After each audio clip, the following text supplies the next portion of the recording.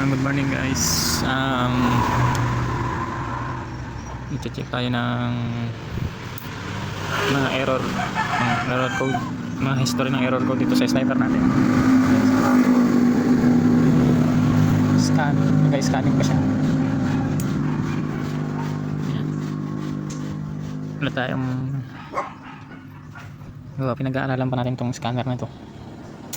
Anong maganda dito? Ayan guys. Ayan na guys, magre-read tayo ng full code. Tingnan natin kung meron. Tingnan natin. So wala siyang full code. Dito tayo sa service and maintenance, CO adjustment, diagnose analysis. Wait lang guys, hirapan ko lang tulong yung video. So natin yung ignition.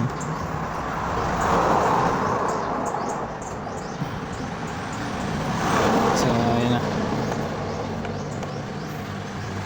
total position degree 15, tapos yung reference ng degree, close at at full, open,